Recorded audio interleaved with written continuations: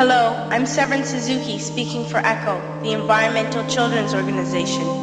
We're a group of 12 and 13-year-olds trying to make a difference. Vanessa Suddy, Morgan Geisler, Michelle Quigg, and me. We've raised all the money to come here ourselves, to come 5,000 miles to tell you adults you must change your ways. Coming up here today, I have no hidden agenda. I am fighting for my future.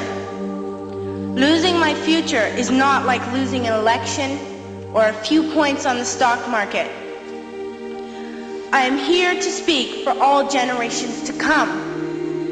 I am here to speak on behalf of the starving children around the world whose cries go unheard. I am here to speak for the countless animals dying across this planet because they have nowhere left to go. I am afraid to go out in the sun now because of the holes in our ozone. I am afraid to breathe the air because I don't know what chemicals are in it. I used to go fishing in Vancouver, my home, with my dad, until just a few years ago we found the fish full of cancers. And now we hear of animals and plants going extinct, every day vanishing forever. In my life, I have dreamt of seeing the great herds of wild animals, jungles and rainforests full of birds and butterflies. But now I wonder if they will even exist for my children to see. Did you have to worry of these things when you were my age? All this is happening before our eyes, and yet we act as if we have all the time we want and all the solutions. I'm only a child and I don't have all the solutions. But I want you to realize, neither do you. You don't know how to fix the holes in our ozone layer. You don't know how to bring the salmon back up a dead stream. You don't know how to bring back an animal now extinct. And you can't bring back the forest that once grew where there is now a desert. If you don't know how to fix it, please stop breaking it. Here, you may be delegates of your government, business people, organizers, reporters, or politicians, but really, your mothers and fathers, sisters and brothers, aunts and uncles, and all of you are someone's child. I'm only a child, yet I know we are all part of a family, 5 billion strong, in fact, 30 million species strong. And borders and governments will never change that. I'm only a child, yet I know we are all in this together and should act as one single world towards one single goal.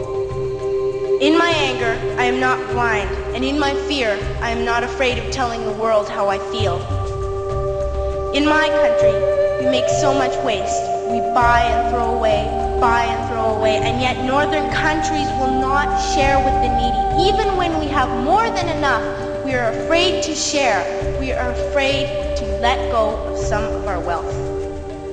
In Canada, we live the privileged life, with plenty of food, water, and shelter.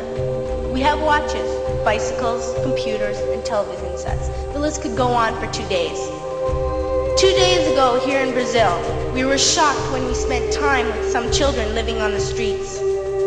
This is what one child told us. I wish I was rich. And if I were, I would give all the street children food, clothes, medicines, shelter, and love and affection. If a child on the streets who has nothing is willing to share, why are we who have everything still so greedy? I can't stop thinking that these are children my own age, that it makes a tremendous difference where you are born. That I could be one of those children living in the favelas of Rio. I could be a child starving in Somalia, or a victim of war in the Middle East, or a beggar in India. I am only a child, yet I know if all the money spent on war was spent on finding environmental answers, ending poverty, and finding treaties, what a wonderful place this earth would be. At school, even in kindergarten, you teach us how to behave in the world. You teach us not to fight with others, to work things out, to respect others, to clean up our mess, not to hurt other creatures, to share, not be greedy. Then why do you go out and do the things you tell us not to do? Do not forget why you are attending these conferences, who you're doing this for. We are your own children. You are deciding what kind of a world we are growing up in. Parents should be able to comfort their children by saying, everything's going to be all right. It's not the end of the world, and we're doing the best we can. But I don't think you can say that to us anymore. Are we even on your list of priorities? My dad always says, you are what you do, not what you say. Well, what you do makes me cry at night. You grown-ups say you love us, but I challenge you, please, make your actions reflect your words. Thank you.